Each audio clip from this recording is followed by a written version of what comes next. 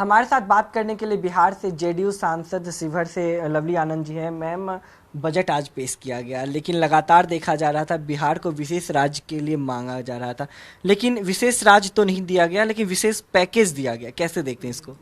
चलिए, सबसे पहले तो हम बधाई देंगे माननीय वित्त मंत्री जी को, प्रधानमंत्री जी को, नरेंद्र मोदी जी को और नीतीश कुमार जी को, जिन्होंने इतना कुछ मतलब दिए।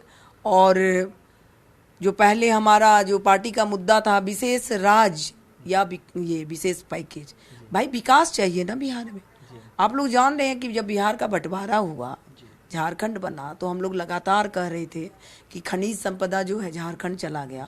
तो हम लोग तो दोनों मांग रखे थे, या तो विशेष राज्य या विशेष पैकेज। विशेष पैकेज दे दिया गया डेवलपमेंट के लिए, और इतना 75,000 करोड़ का दिया गया।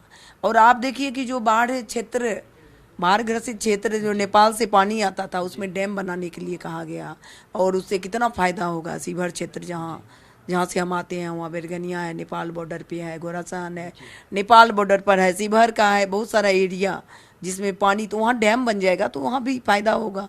और जिस कोसी क्षेत्र से मैं आती हूँ, वहाँ भी डैम बनने से फायदा होगा।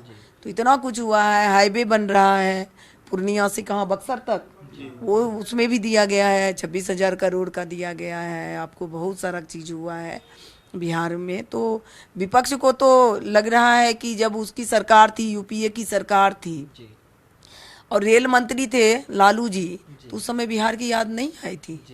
कहाँ न पैकेज लिए थे ना विशेष राज्य का दर्जा। अभी तो विपक्ष को तो सांप लौट रहा है, भाई इतना कुछ दे दिया तो हमारे लिए तो मुद्दा ही नहीं बचा है। तो वो लोग अनाप शनाप बोल रहे हैं। अभी सारे लोग खुश हैं, इससे बहुत ज़्यादा फायदा होगा। जबकि कम संसाधन में नीतीश कुमार जी 2005 से बिहार को काफ़ी आगे बढ़ाए थे। अब इतना कुछ संसाधन हो जाने पर बिहार जो है और भी चहुमुखी विकास होगा। और हम चाहेंगे कि इसी समय कि रेल लाइन जैसे वहाँ नहीं है शिवहर में, तो रेल लाइन भी बन जाए और वहाँ पर एक एम्स का निर्माण भी हो शिवहर लोकसभा में, जो ज़रूरत है वहाँ पर।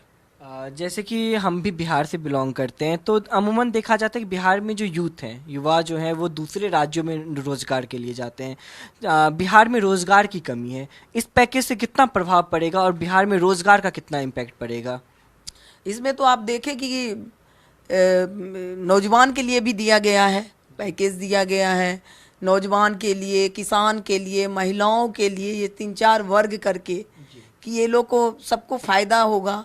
और ये बहुत ही अच्छा किया गया है, और इस किसान को भी फ़ायदा होगा, रोजगार उस सबको भी मिलेगा। जैसे आप लोग पूरा डिटेल में देखें कि किस तरह से नौजवान को भी फ़ायदा होगा, और बहुत ही ज़्यादा ये रहेगा, इससे फ़ायदा होगा। पलायन भी रुकेगा, बाहर भी नहीं जाएगा, और किसान में सबसे ज़्यादा इसमें होगा। महिलाओं को भी दिया गया है खास करके। लेकिन विपक्ष बोल रहा है, दिया गया है इसमें, इस बजट में सबको ध्यान पूरा दिया गया है, नौजवान के लिए भी, किसान, महिलाओं, सबके लिए। लेकिन विपक्ष बोल रहा है कि इस बार जो बजट पेश किया गया है वो महंगाई बढ़ाओ और सरकार बचाओ है, क्योंकि बिहार और आंध्र प्रदेश को विशेष पैकेज दिया गया है। विपक्ष इसको लेकर के आक्रामक है। इसको आप कैसे देखती हैं? देखिए, सरकार पहले से ही बचा हुआ है, किसी को इसमें परेशान विपक्ष को होने की जरूरत नहीं है। ये सब देखा गया कि जो राज्य पिछड़ा है, जो राज्य में संसाधन की जरूरत है, तो हम डबल इंजन के सरकार हैं, तो डबल इंजन के सरकार में तो ये सब काम पहले से भी है तय। और जो इस तरह से देखे, ध्यान दिए नरेंद्र मोदी जी, वित्त मंत्री जी, तो इस पे तो उन लोग को धन्यवाद देना चाहिए, आभार व्यक्त करना चाहिए विपक्ष को भी, क्योंकि एक ही पक्ष को तो फायदा नहीं होगा। विपक्ष को भी बिहार में इतना डेवलपमेंट होने से, विपक्ष भी उसी रोड पे चलेगा, उसी हाईवे पर चलेगा, वहीं पर सब कुछ उसे भी फायदा होगा। लेकिन विपक्ष को लगता है कि मेरा तो मुद्दा ही समाप्त हो गया है, तो इसीलिए अनाप शनाप बोल रहा है। जब इतना कुछ मिल गया है, पैकेज मिल गया, हम लोग का तो 2 ही था, नीतीश कुमार जी का था कि 2 ही की विशेष राज्य या विशेष पैकेज का। तो डेवलपमेंट के लिए, विकास के लिए जब इतना कुछ पैकेज मिला है, और भी ज़रूरत होगी तो और भी मिलेगा। लेकिन विपक्ष को इसमें परेशान होने की ज़रूरत नहीं है। जब विपक्ष की सरकार थी तो उन्होंने कुछ नहीं किया। यूपीए सरकार थी और मंत्री थे, तो उनसे पूछिए ना कि क्या क्या लिए थे आपने बिहार के लिए, कुछ तो किए नहीं थे। उन्हें बोलने का कोई हक नहीं है। एक आखिरी सवाल, आने वाले 2025 में बिहार में विधानसभा चुनाव भी है, तो क्या प्रभाव पड़ेगा इस चीज़ को लेकर के? एनडीए की सरकार अभी वहाँ पे है, लेकिन यदि आरजेडी की बात करें, तेजस्वी यादव की बात करें, तो वो तमाम आरोप लगाते हुए नजर आ रहे हैं। तो इसको आप कैसे देखते हैं विधानसभा में? देखिए, बिहार की जनता समझ चुकी है, किसी समझाने की जरूरत नहीं है। बिहार के साथ मतलब क्योंकि उन लोग का राज को पहले भी देख चुका है। अभी लोकसभा में भी नकार दिया गया। अब 3-4 सीट पर लोग सिमट जाते हैं, बड़ी बड़ी बात करने वाले विपक्ष 4 सीट पर सिमट गए। तो वो लोग का राज्य को बिहार की जनता ने देख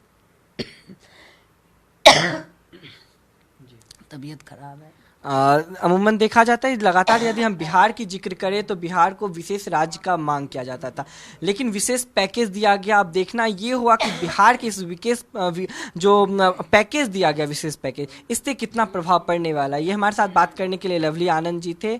इन्होंने बिहार के विशेष पैकेज के बारे में हमें जानकारी दी। कैमरामैन देवेंद्र के साथ दीपक झा, दिल्ली, भारत समाचार।